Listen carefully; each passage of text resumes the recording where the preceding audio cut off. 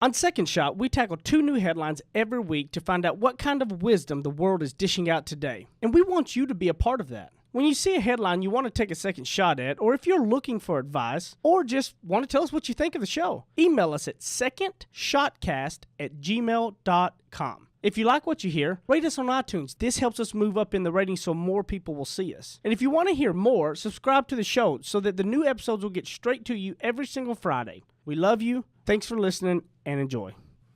There's a lot of news in the world today. News that might surprise you, startle you, upset, or maybe impress. News that's not always for the faint of heart. That's why the man who failed his way to success, Heath Oakes, is stepping up. Tackling today's headlines with ignorance on fire in a way only a millennial mogul can. Take off your sport coat, grab a beer, and enjoy the conversation. This is Second Shot with your host, Heath Oakes.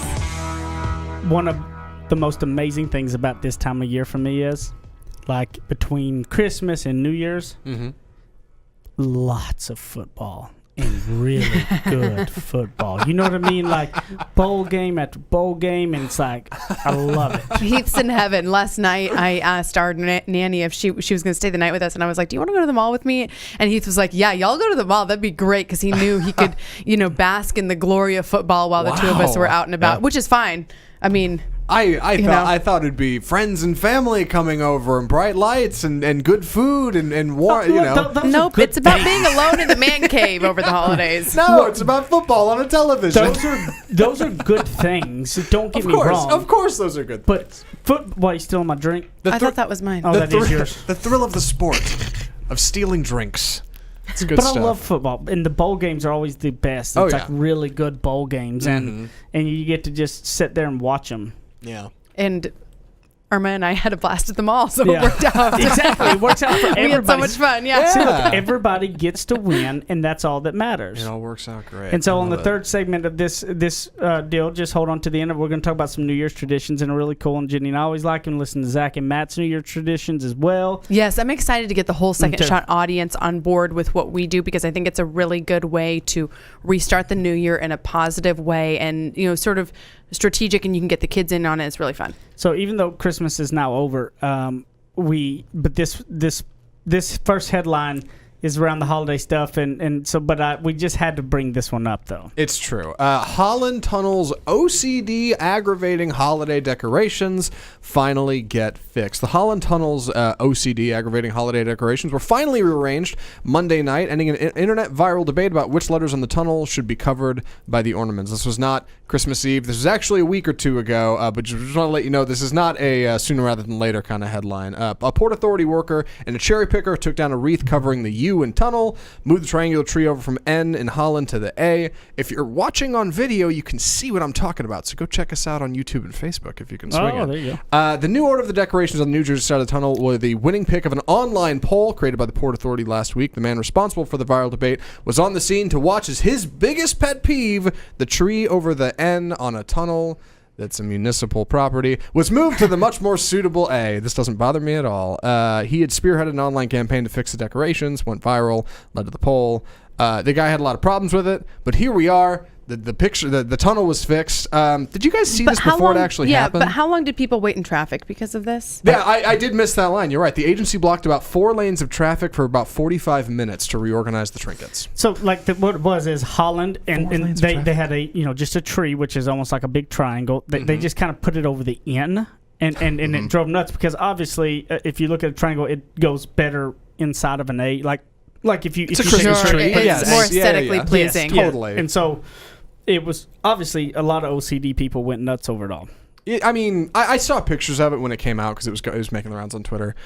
I guess. And maybe I don't live there. Maybe I don't drive under that tunnel every day. So it would bother me more if I did. But for what it's worth. Would it bother me if I saw it? Yes. Would I do anything about it? Absolutely not, because it would never bother me that much. I'd be like, oh, that's crazy. Why wouldn't they put that over the A? And I'd go on about my day and I'd forget about it. Yeah. You'd laugh with one of your coworkers about it. Like, did you see that ridiculous thing in the tunnel? Goofy, right? And then you'd move on. Yeah. So here's my second shot on this. I see this as sort of a larger than life metaphor for, some of us are, people like to sort of bask in the glory of being type A and being a perfectionist and have to have everything just so. But is it possible that you're doing this to the detriment of other people and to yourself? So, the person that shows up, you've got a party, everybody's meeting at 5. The person that shows up 30 minutes late because they said, oh, well, I had to get the cookies arranged. Stuff that doesn't really matter. So like the actual human representation of making people wait in traffic for 45 minutes so you could have some detail be just perfect. And when we look back, when we get to the end of the line, when we're on our deathbed, does it matter? Like, these are the things that we're doing in the name of, oh, I'm perfectionist, I'm type A, that really, don't matter. And they're not attractive to other people. These are not qualities that other people say, oh, wow, unless it's a business thing, or unless it's like you're putting together a presentation, it needs to be done right. Things like this are not the things that matter. I mean, Brighton and I go out the door looking like a hot mess all the time. It's either one of us that looks good. It's either her or me. You wake me. up sexy. I don't know what you're talking Thanks, about. babe. Yeah. But I know this, and I feel like I can say this because I've had points in my life where I've been that person, and I realized that's not a good way to be, because first of all, it's a turn off to other people, because it's like, oh gosh, she has to have everything just perfect. I wouldn't possibly show up at her house in sweats. I want to be the house where people can show up in sweats. I want to be the person where you can say, I baked cookies, some of them are burned, but here they are, and here's the thought that counts. This is done in the spirit of Christmas, which in its history is a Christian holiday. It's about much more than decorations and such. So so we kind of have to look at, what are we fighting for? And there are a lot of things worth fighting for, and I don't know that these intricate little details are them. Yeah. This is a perfect example of don't sweat the small stuff. Yeah, don't let the perfect be the enemy of the good. Yeah. But people and no do one's that. looking at that guy like, well, what a cool dude. What a cool guy to bring this up. Oh, man. And I mean, how many people had to wait in traffic because... I wouldn't have thought he was a cool guy if I was sitting in traffic. Right. No, but we absolutely do not. that in our lives. We show up late to things so that we can have a certain element look perfect or seem perfect. See, Right, yeah. I've never struggled with the details. I've never had. You can work on them a little bit. I've never had to have. Little, I've yeah. never struggled with the whether or not everything was gonna be perfect and detailed. Like, I am so far the opposite of that at times it was a detriment to me. You know what I mean? Like, I would just roll with it versus, okay, we'll figure it out later and be there type thing and figure it out as you go. Right, like you would show up with the sign with no nails to put the sign up with. That's I would show different. up with no gift and be like, Sure. okay, I didn't get you a gift this year. You paint the house, you don't put up any painter's tape or plastic. You just Right. go for I it. just roll with it. Yeah, sure. Yeah, that is me to a T. So I've never had that struggle. But I think, also shout out to the New York Port Authority, who... You have a wreath, you have a perfectly good O there to put it on, and you put it over the U. I don't know. I don't really understand that line of The thinking. Holland but Tunnel. I mean, Yeah. you're right. I don't. Yeah, there were mistakes made all around. Here. Yeah, Sure. you're totally right. see, it was originally was put up by Heath, and the Jenny came along complaining about it. No. That's what I'm saying. joking with you. I used to be that person, Yeah. and I really encourage you, if you know you're that person who basks in the glory of everything being just so on things that don't matter. But that's for just that- example, yeah. I used to always be the when I would go see my in-laws, I would gosh, for days think about, what am I going to bake, and it's going to be handmade, and it has to be just so, and does it fit everybody's allergies, and are they going to like it? Is it decadent enough? Is it presented perfectly? I show up, and I'm not saying they don't care about me, but like, nobody cared. Like, it was like all this stress, and I would show up tense with my perfect little gift.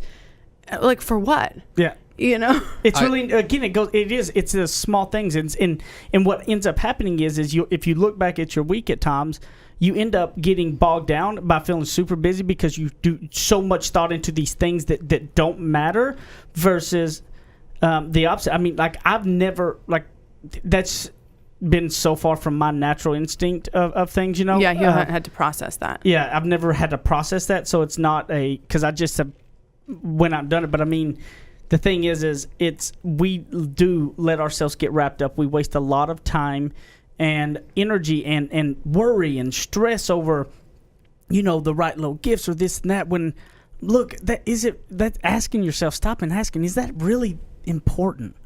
Is it that important?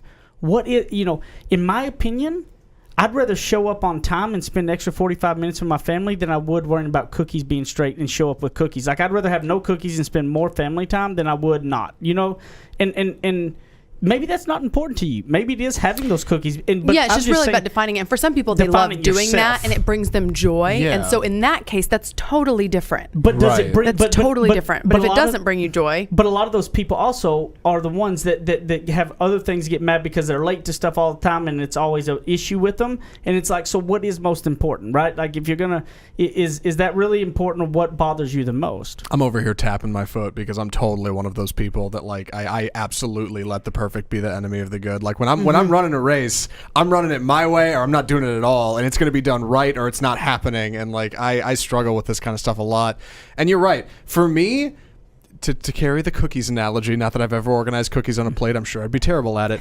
Like, I am one of those people where I'm like, no, it's got to be this way and it's got to be right, because ultimately what matters at the end of the day is how I feel and the perception of the reality around me. That's all that's going to matter when all of this is said and done, is how did I do? What was the scoreboard like? And for me, that's real important. And I feel like it's a slippery slope for a lot of people out there who aren't that way to go, who cares? Why worry about that? I'm not gonna waste any time on that at all. Like, some of these things do matter. Ultimately, I guess it comes down to us. And while I'm this way, I think the fact that I can hear what you're saying and go, yeah, that makes sense to me. That matters a lot. Well, and so so that's a humble brag on my end. No, so Thank you've you very made much. progress Yeah. in that arena, and there's no. And don't get me wrong. I think that in work and things like that, I think that we should be truly on point. Yeah. I'm talking about the other stuff that maybe doesn't I know, matter. I know. Like, it's tough like for me you're to not going to separate those, hold but up yeah, you're traffic to arrange your cookies. No, I God, hope. no. Oh, no. But see, but the thing is when you look at it, what you got to think about is, what is the chain reaction? If that original ends up so saying that that's important to you to have the cookie straight, right? So you're 45 minutes late, and and then there's 3 or 4 issues that comes about that causes you lots of anxiety and everything else. Yeah.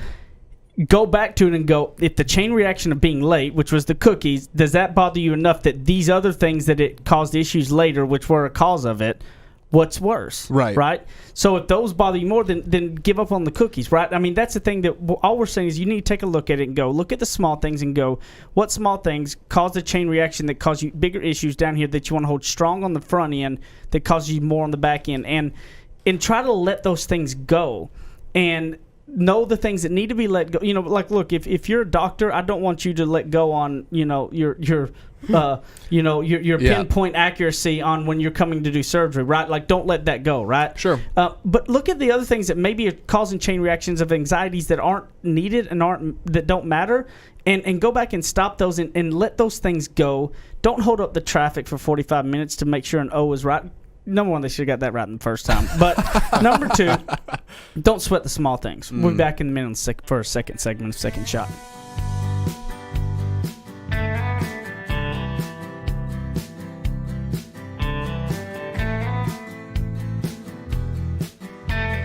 He's a suit and tie kind of guy with deep Southern roots. Heath Oaks hosts more of Second Shot coming up on RNCN. To all of my friends in the great state of Texas, if you have not taken advantage, I have a way to save you a ton of money. I have saved over about $3,000 in the last year, and I have no hassle. Go to energyogre.com, put in the promo code SECONDSHOT. Now listen, promo code SECONDSHOT, and you're going to get a free month just for signing up and saving a ton of money. So don't be crazy. Stop sitting around talking about, is this the real deal, and go do it right now. energyogre.com, promo code SECONDSHOT, and a free month. Thanks. Go get it now. Run.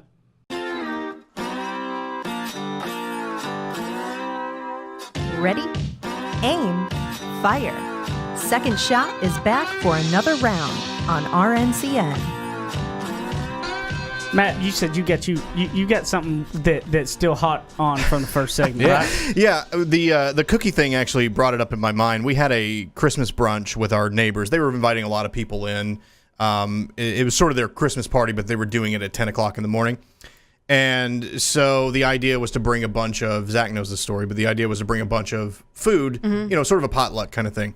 And we had been asked to bring the sausage rolls that we make, which are very good. But when we started looking at the guest list, or we heard how many people were going to be, it was going to be like 40 of these things.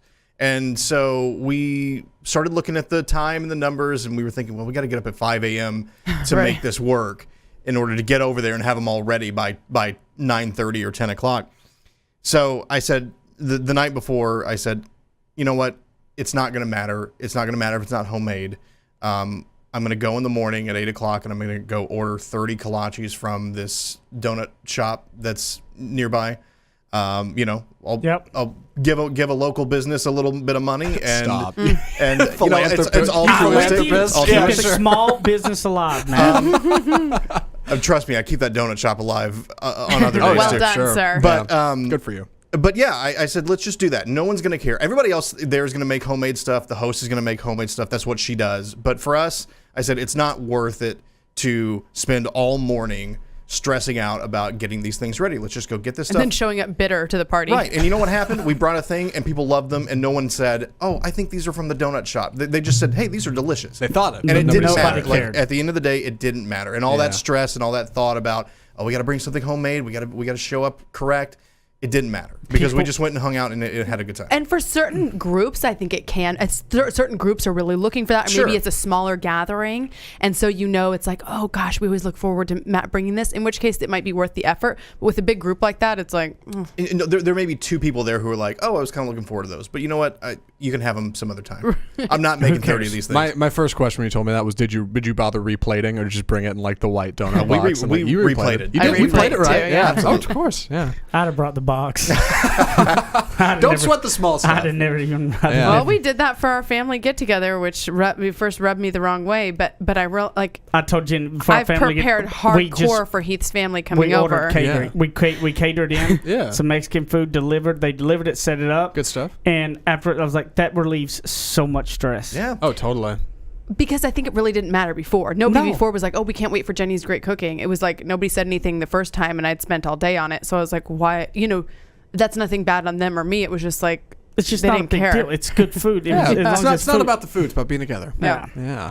Well, our second story, an officer's message to an 18-year-old ticketed for driving 100 miles per hour goes viral. A police officer in a Cleveland suburb posted a message on social media after ticketing an 18-year-old for driving 100 miles per hour in a 65 zone. The officer wrote on Facebook Sunday they didn't feel bad about writing the ticket because the teen needs to slow down before causing a fatal crash. The officer says the reckless teen driver, quote, seemed like a really nice kid who made a bad decision. The post has been shared more than 50,000 times on Facebook.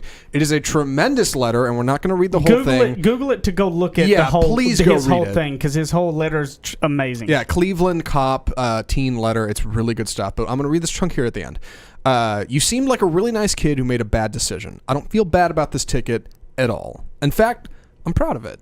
I hope you're paying it off for months, and with every payment you think about how it wasn't worth it. I hope you slow down.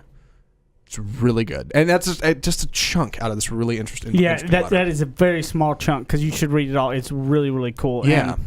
And, Jenny and I both, we read it, kind of thought about that second shot, because that line both jumped out at really both of us, and thought about when you think back as, and just what mistakes and what failures and stuff in general teach you, and there are repercussions, and that at times the amount of work, I hope that if that kid's got to go get extra jobs, got to go do stuff to pay that off, or maybe he's got to sell like his computer online in order to pay for it, anything that's going to he thinks in that moment hurt him, to do it, he's going to have to, but he won't forget it, like that's going to be that thing that when you have to go through that effort of something you do, then it stays with you more, don't you think, Jenny? Well, it's the harder you work for something, the greater you'll feel when you achieve it. Yes. Right. That's the exact premise of it. I mean, that's the whole thing. And when you're going through something like that, you hate it. But trust me, when you look back on the other end, you're so thankful for whatever you did have to go through. And that's why I liked that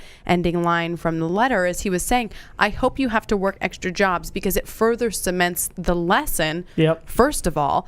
And it also further cements the escape from it whenever he pays it off, or whenever he, earns back his parents' trust, which is important too. Whenever he gets back on the other end, he's going to feel so much more proud of it. Whereas before, parents' trust might have just been given. Well, now this has happened. He has a setback.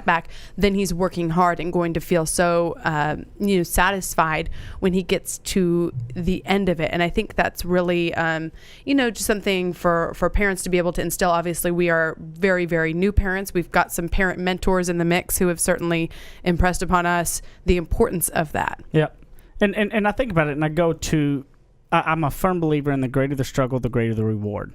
the bigger the greater that you have to figure out how to get through something, the greater that ending is worth it, right? Nothing easy is cheap. I mean, and like I've said till I'm blue in the face, the old Steve Jobs quote of, you can never connect the dots forwards, you can only connect them backwards. No matter what you're going through and what you think it is, I promise you one day you're going to look back and you'll be able to connect the dots backwards, that whatever you were at and ever how great it is, that if that thing would not have happened, you wouldn't have learned. Like if that kid wouldn't have got that and maybe have to go do all that work and have to sell things to have to pay off that expensive ticket in the whole 9 yards, then he may have kept speeding, and you know what? It may not have ended in the blessing of getting a ticket, because you may not have had another chance. I mean, there are a lot of things that we don't understand certain lessons in the moment. Once you get out of the thick of the trees, though, you're going to be able to look back and actually understand what that lesson was. I don't mean to hoist myself on my own petard here, but when I was in college, I got 2 speeding tickets within like 6 months of each other. Yeah, hadn't gotten one before, haven't gotten one since, which I think is worth mentioning. Yeah, definitely. Because the first one, I remember I was driving to work and I was angry about something and I was speeding and I got it, and I was so mad that I got this ticket. I was like, you know what? I got a job. This will work out. I'm going to go pay this off. So like 2 weeks later, went and paid it off right away. One payment, done. Didn't even matter. Wasn't even a record. 6 months later, I got another one. Because it didn't stick. Yeah, it didn't matter to me. It wasn't an expensive enough ticket for you to have to work extra hours. And when I got the second one, that's when it was like, oh, okay. Then your like insurance now got more and everything. Oh, yeah. And you have to go to that driver course. I did. I did defensive driving, and that was a whole thing, and that took time. And I haven't gotten one since, because the first one didn't stick, the second one did. Like, you're absolutely right. Like, the harder the struggle, the greater the reward. And like, it's so tough to see that, especially when you're moving at 100 miles per hour and you're a teenager. Yeah. And I think that really, like, one of the things I'm nervous about as we bring up Brighton into the world is being tough enough. And I think that things like this are a constant reminder that being tough on your kids or just tough on loved ones, expecting a lot from people is not a bad thing. That only creates strength and growth. And I know it's hard. I know it's going to be hard. Yep. All my friends' kids are much older, and they say, you say this now, you're going to be so tough, but wait till you get to it. And I hope that we can all just kind of hold ourselves accountable on that. Yeah, no, I agree with you. And I think that it's, if you keep immersing, if you're attempting to do something right now, right? Like, say you're starting something new, say you're whatever it may be, if you can go into that and keep yourself surrounded by these type of messages, like with our podcast and with others, that will be continually reminding you that struggles are there for everybody and that it's going to be tough, that when you go into that something new, you're going to have that mindset of being aware that struggle's going to happen, you're going to fail, you're going to have mistakes, and you're going to have consequences to those that may be tough consequences. And understanding that, so when they happen, they're going to be easier for you to get over. They're going to be easier for you to wrap your head around, because you know what? You prepared mentally for them. I don't believe in that whole you look forward to think, I can't wait to, do all these bad things. It's just it's setting your mind in a spot that you're already very aware that the people that achieve the things you're wanting to get to have had all these things, that you are going to fail. Go ahead and plan for that to where you know it's going to happen, because when you are mentally prepared and set for that, when they happen, when things don't move as fast as you want and you want to give up, you won't, because you're going to be reminded that you're already prepared for this. You knew this would happen, and then you're going to forge through whatever that roadblock and whatever barrier that may be and make things happen. And you know that it's part of the deal. You signed up for it, and you're mentally going to be strong enough to handle it. And so we'll be back on the third segment of Second Shot.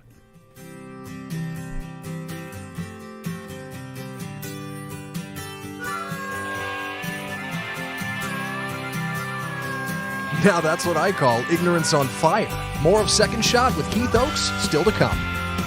You guys have been listening to Second Shot and hearing us talk about it. You need to go pick up my book, Ignorance on Fire, A Journey of Failing Your Way to Success. You can get it on Amazon in a paper book. You can also hear this beautiful voice of mine in audiobook style on Audible or anywhere you're going to get your audiobooks. Guys, this book took a lot of time to put into it, and I believe it can really be some life-changing stuff to help you on your path to success. And hopefully you're going to fail your way to success just like I did. Ignorance on Fire, A Journey of Failing Your Way to Success. Amazon.com, Audible.com, audiobooks, paper books, everything. Get it, share it with your people, and I appreciate it. Thank you, guys. Go pick it up today.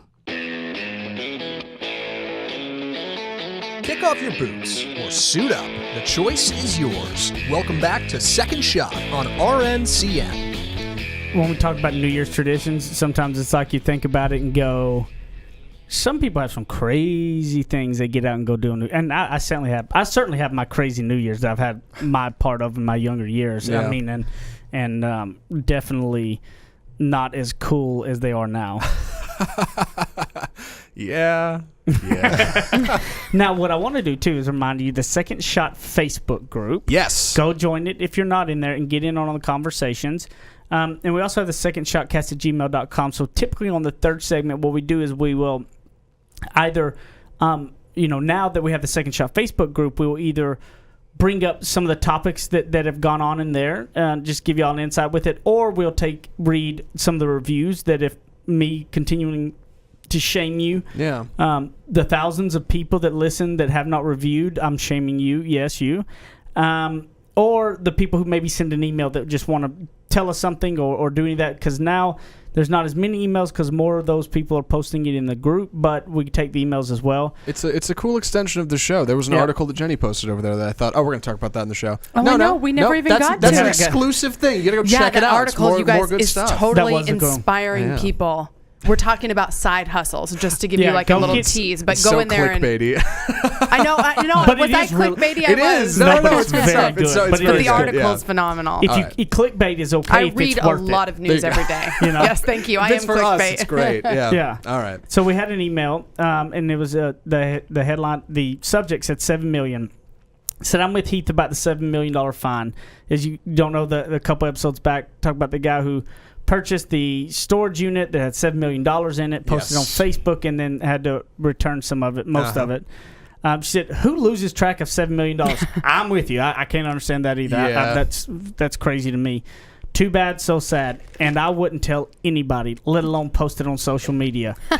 Colin Bowling in Green, Ohio. I am with you. Would have never done it. Because again, it's not like they just legit found it, right? Right. They purchased a locker fair and square that somebody didn't pay the bill on, and that's how, you know what I mean? There's a difference of finding it and in the way that this was done. You know what I mean? Like, if I found a wallet on the street, if it had $7 million in it, if that was possible, I It's a would big return wallet. it. I would return that. I would That's not a keep really it, big okay? wallet. Yeah. But the way that was about, he purchased something that person let go back. Their fault.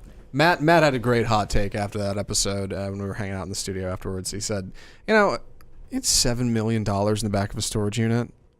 Where'd that come from? Yeah, exactly. And they forgot Yeah. it. Like, I probably wouldn't post it on social media. I'd definitely call an attorney. And I'd be like, I don't know what you got to do to check this. Yeah. Like, this feels weird. Yeah, clean somebody this just up. forgot about this. Yeah. Something's not right. No. Yeah. So I appreciate the email so much. Yeah. And what I wanted to kind of thought it'd be cool is, like, since this is New Year's coming up, It is. on this third segment, instead of getting to too many different reviews and stuff in the Second Shot group, get more of kind of some New Year stuff, whether it's traditions or special New Year's to you or anything like that. Matt or Zach? Matt, please. Yeah. So my grandparents, which I mentioned previous episode, who lived in the same town. Shout out to the grandparents. Shout out to the grandparents. They not only would we have Christmas breakfast with them, we would go over and have New Year's lunch or so on New Year's Day. And they kept the old tradition alive of you have to eat black-eyed peas in order to have good luck. And you have to, I don't know if there was a certain amount, but I hate black-eyed peas. I absolutely Worst start of the new cannot year. stand black-eyed peas whatsoever. I don't like beans in general. Black-eyed peas are the furthest away from me. And so I can remember a year where we went over to do that, and I was just absolutely refusing to do it. And I don't know why. I really don't know why they dug their heels in so hard looking back on it now, but they were like, you are not getting up from this table until you have a black-eyed pea. They're like, you're going to have a terrible 1999. Exactly. This might have been more like in 1988, Okay, maybe. okay. I can remember being young and just sitting in the corner bawling because I didn't want to eat black-eyed peas.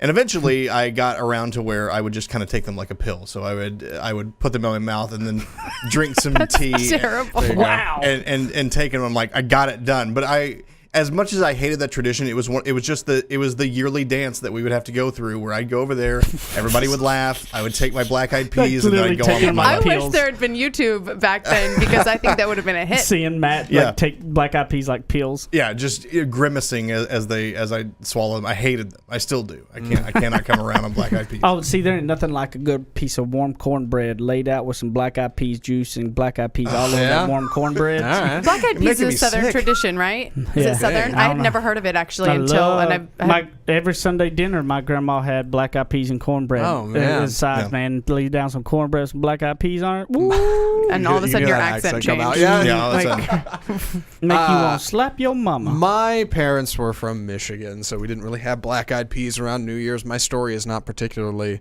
heartwarming. I think it's kind of the opposite. When I was a kid, I think I was 8. Neither was his. If I remember correctly. That's true. When I was 8, I think, we were playing around with fireworks, as you do. And I had this friend. I don't even remember who they were. But I remember the moment. I was 8 years old when they were setting off fireworks. It was late. And he had one of those little black cats, you know? Oh, Those yeah. you light them and throw them. This kid, he lights this thing. And he like holds his hand up next to my ear and like lets it go at the last second. And I wasn't paying attention. This firework goes off right next to my right ear, and I just go bing. Oh, yeah. And like brutal. that genuinely wrecked my hearing. Like not just like, oh, you had tinnitus for the next couple of days. No. Oh, ever wow. since I have had a trick ear, like I have had problems with it. It's a whole thing. Like it is, and it's a problem being in the audio business. It's not something I ever thought I'd get into, but it was weird because it was a setback at a time when I didn't even think I had setbacks to worry about. And not only that, but it's given me perspective in that now I work in podcasting in an industry where people told me I would never be because I went and got hearing tests and they were like, oh yeah, you're doomed. Like that's crazy. So yeah, not exactly heartwarming, but be safe, be careful with fireworks, I guess. Yeah. There you go. Happy Yeah. New Year. That's what I got. Yeah. Now, New Year's is for the ones that don't know. Jenny and I have a tradition we've done ever since we've been together. And on New Year's, instead of going out or doing anything like that, we always stay at home. Yeah. And another one is, I hate the big crowds and stuff in general. I'm not a big fan of all of it. And I don't like being like waiting in line for lots of things. That's just not my thing. And all the stuff going on, it's just one of those nights that I prefer to be in. I think my chances of something not going wrong or increase dramatically. But Something going wrong? yeah, what did I say? I don't know. Something not going on. Okay. Double negatives all I don't know over. what you said. I just knew it was But wrong. what we do is we set in and we make dream boards. And so what we do is we get these picture frames. We go get like a picture frame from Walmart, one of the kind of cheaper ones. And in it, they always got the kind of the little you'll fill in little piece of paper in there, right? Yeah. So you take it and pull it out and flip it over and it's white. Okay? So what we do is we sit down with a bunch of magazines and everything like that, and we bring our dream boards from the year prior, and we sit down and talk about it. And what maybe why don't you kind of give them what a dream board vision board is? Yeah, so this is actually something that I'm so glad Heath was on board with, and I had done this for years. My mom had told me about it one year when I was having sort of not a great year, and she said, why don't we stay in and do this? And she kind of started that tradition. Then when Heath and I got together, remember that was when you invited yourself over to our family's house, and I was like, well, for New Year's, and I said, well, I do dream boards on New Year's. And he was like, okay, I'll do it. Yep. And come to find out, he actually likes the tradition. So basically, instead of doing set resolutions and goals, which I also believe in too, these are not specific measurable things. These are more so like think abstract, think big. Think vision and just think anything. Vision. And so it could just even be something like just things that you like, because the idea is that you put it someplace where you're going to see it every day, whether that's in your closet or in your garage, or we put ours in the laundry room because we do so much laundry. Yeah. Just someplace where we're going to see it every day. It's right above Charlie, our dog's bowl. So we see it every day. It kind of reminds you of like, what was it that I really wanted to have in my life? So for example, I put in some different workout type things, scenarios of things, mountains, things that I want to get to and see and achieve. I remember last year I put up something that said dream job ? Like figure out, is the thing that I've been doing for the last 15 years what I want to do for the next 15 years. So it reminded me to be thinking about that, and also for me to be open to other things. or to dig into what I'm currently doing. So it's, like I said, I really, as a personal trainer, we always did those specific goals and things like that, and I believe in those too. But vision board, dream board is a little bit more abstract, and I also like this for kids. It's just a fun way for kids to think about what they like and what they want and define their interests. Yeah. But understand something too, doing it as a couple, if you're married or if you're not married and you have a boyfriend, girlfriend, whatever it is, okay? Understand what this does too. So what we'll do is pull down the ones from last year, and then we have magazines and we go through magazines, and you cut out stuff from the magazine and glue it on the board, right? You practical. put them on yeah. So this will be the third year that we'll have our house as a mainstay on our vision board because we still haven't gotten it built. So we're not saying the vision board works, but it's fun. Sure. No. Yeah. And like for instance, there was a 150,000 deal that I had cut out of a magazine because I wanted 150,000 subscribers to Second Shot. Oh man, was one of the vision that I've got like a Gulfstream jet on there as a vision piece and stuff. And so what we'll do is if you're in the Second Shot Facebook group, Jenny and I will have some pictures of ours from last year and the ones we create this year. Oh wow, really? And I actually have a whole blog post on it, on the whole practice of it, too. So if this is seeming go to jennyandchando.com, right? No. Yeah, it's on jennyandchando.com. I know my website's a hot mess, but there's a lot of good content in there. Now, here's one of the biggest things to understand as a couple. Jenny and I, when we bring them down, it's a couple hours of talking about what we didn't achieve that we wanted that year prior, what we did, and also what we want and our goals are for this next year. And so we go into the new year as a couple knowing full well what each other are wanting to achieve and what we are wanting to get to. We have that down. That way I know where to inspire her at and push her at. She knows where to inspire and push me at. So I think it's a great exercise as a couple to do to help strengthen what each other are wanting to do and achieve. That's what I think honestly is one of the most powerful parts of it all, is just that couple hours with a glass of wine and talking through what our goals and objectives, and so we know what each other want and we know where to push and where not to push each other. And that's another thing that is really huge on it. So if you're on the Second Shot Facebook group, we'll also have pictures of our old ones and our new ones and some pictures from our New Year's deal. And I encourage you, to do this with somebody to where somebody knows what your task are and what you're trying to achieve and where you're trying to go. And if it's somebody, if the somebody is us, if you're saying, oh, I don't have somebody this year, do it and share. Post it on our Second Shot group. Post it on our Second Shot group. We can be kind of community oriented with this. Yeah, I like that. So where can they find you guys at? JennyandChando.com for the Vision Board blog posts. There you go. Jenny and Chando TV on Twitter and Jenny and Chando on Instagram and Facebook. At Apple Zackintosh on Twitter and Instagram. Check out the Facebook group, facebook.com/group/Second Shot. I'll be over there hanging out. Come hang out too. You can find me, Matt Stoker1, at Instagram. You'll find Christmas pictures of the puppies up there. So check them out. Ed Heath Oaks at Ignorance on Fire, LinkedIn, Twitter, Instagram, Facebook. I can't wait to check out everybody's vision boards in the Second Shot group. I hope you do them. Oh, and a big announcement next episode, right? Oh, yeah, next episode. Yeah, will be big. really big. Be really big and cool. So Side note. So get ready for it. Yeah, thanks for bringing that up. I love you guys. Hope you have a safe and a happy New Year. See you next time.